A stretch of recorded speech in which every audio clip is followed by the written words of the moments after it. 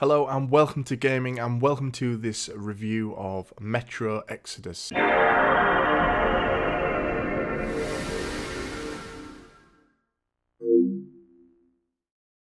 game came out a couple of weeks ago and I managed to finish it a few nights back.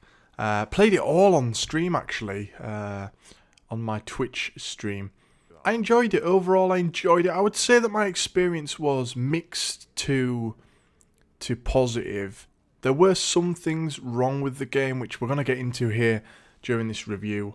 So let's get straight into it. But I will start with a positive. Now, they changed the game up slightly. Of course, previous Metro games have been based in the Metro and have been very linear games. With them being in like underground tunnels, of course, you would expect them to be more linear. But with this one, there's a slight twist to the tale, which I don't want to spoil too much, but it's kind of hard to not spoil it, and it's very early on in the game. There's a big twist to the established lore of the Metro franchise, which means that our characters get to venture outside on the top, and you get to go to all these different locations. So what they did was there's a mix of levels, some in your standard style. So there's one level where you go to an area where you think some help's gonna be, and it turns out that it's full of cannibals. And this is in kind of like another station, similar to the D6 area from Last Light, and that plays out more like your standard Metro. It's linear. It's, you know, get from here to here, shoot these enemies, move on. But then there's other levels, such as the one in the Caspian Sea, which has been dried up. There's also one in like a woodland area. And the very first mission is on the outskirts of Moscow. And these ones are sort of semi-open world. You get to a location and you have a main objective to complete.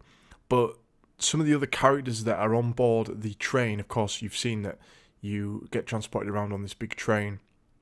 Some of the other characters that are on that journey with you ask you to go and do things for them whilst you are in an area. So this makes it slightly open world.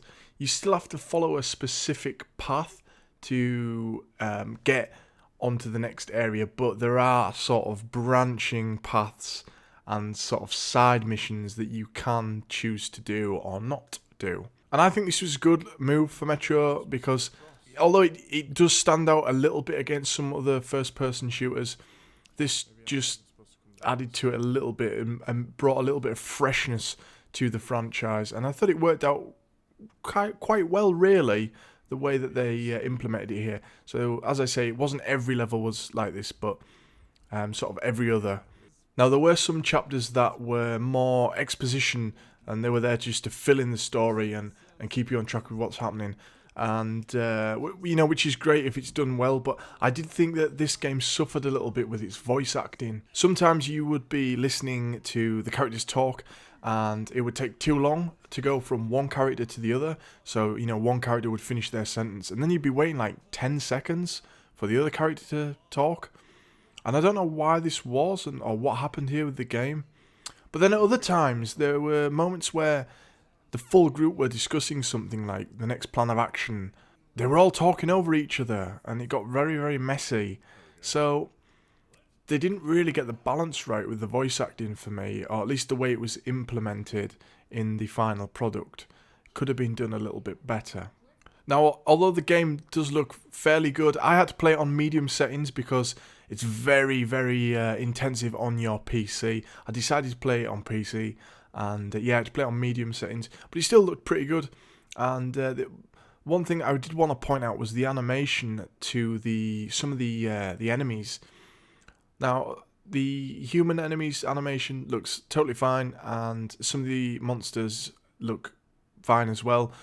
But the ghouls that you encounter quite often, their animation just looked really bad, I thought. Really took me out of the experience. I was laughing more than anything at the way they were animated. They didn't make me feel sort of scared.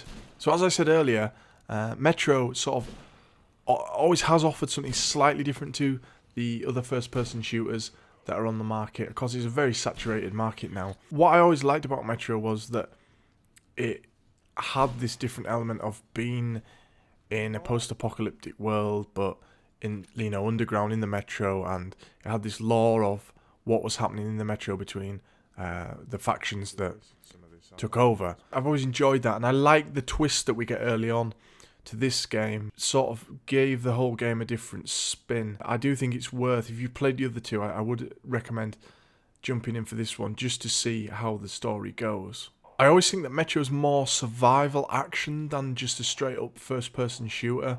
I say this because the ammunition can be very limited. It can make it really frustrating, like if you go out on a mission and don't sort of collect enough stuff or don't set out with enough ammo or health packs, it can make it really difficult.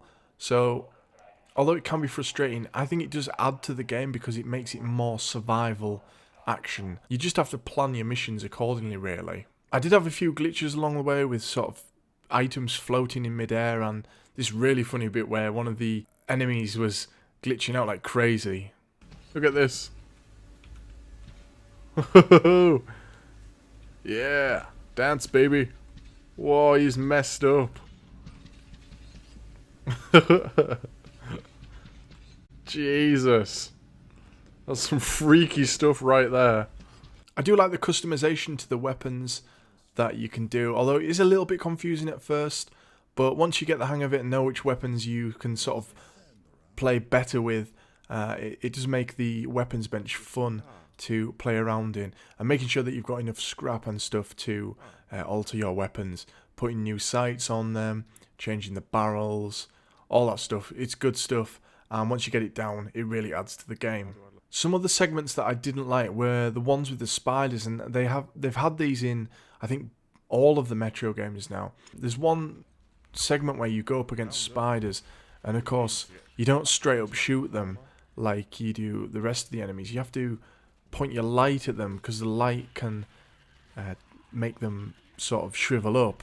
And I find that these segments just take way too long when there's 2 or 3 of them coming at you and you've got to focus on one of them, then the other one sneaks up on you, and I just think it just takes too long and takes away from the action. It slows you down a little bit, and I think they could have maybe just altered these segments slightly. Now, having played the game, I think it took me relatively about maybe 13, 14, 15 hours, I don't know without looking it up, but I would say that I was satisfied at the end of the game, and I did enjoy my playthrough, but I must say that the ending of the game was really quite strange. Again, without giving too much away, it's a long segment where it's just 2 of the characters who set out, and there's a lot of hallucinations going on, which from a storytelling standpoint can be good, but I'm not sure that it was mixed well with the action here. And you go up against some enemies at the end which sort of come out of nowhere, and I didn't really understand how that was supposed to fit in with the rest of it. And then it just sort of ends. You don't really take on a boss. There are boss battles throughout the game. At the end, mainly of the more open world segments, you do get more like boss battles during those.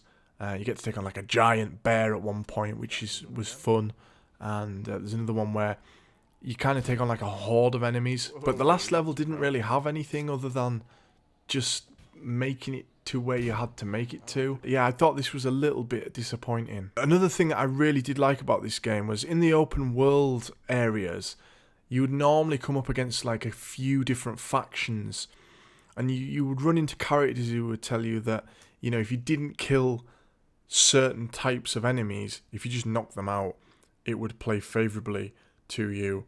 Now, I don't know how much difference it does make by playing it this way, but I'm assuming it does have an effect, because some characters sort of interact in a way that leads me to believe that by doing a more, let's say, non-lethal approach seems to open up different things, but I could be wrong on that. So overall, I think Metro Exodus was a good addition to the franchise. I'm not sure where I would put it out of the 3, in all honesty, and I have had a look at some of the reviews that have been out for the game, and they're very high. I've seen 8s and 9s, and I don't think I would rate it as high as that. I think overall I would give Metro Exodus a 7, and I'm saying a 7 just clinging in there on a 7, because I think there were quite a lot of faults with it. But the way the game ends does make me feel like there is scope for another one in the series.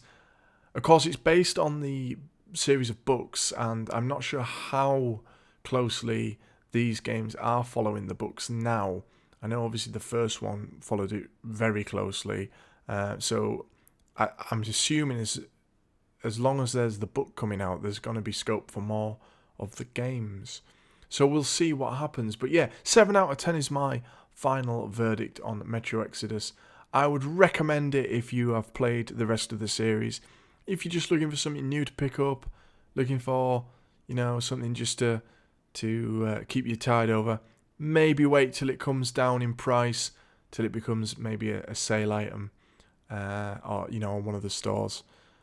But yeah, that's my review of Metro Exodus. I hope you've enjoyed this review, and if you have, please subscribe and hit the like button, and we will see you in our next video here on Welcome to Gaming.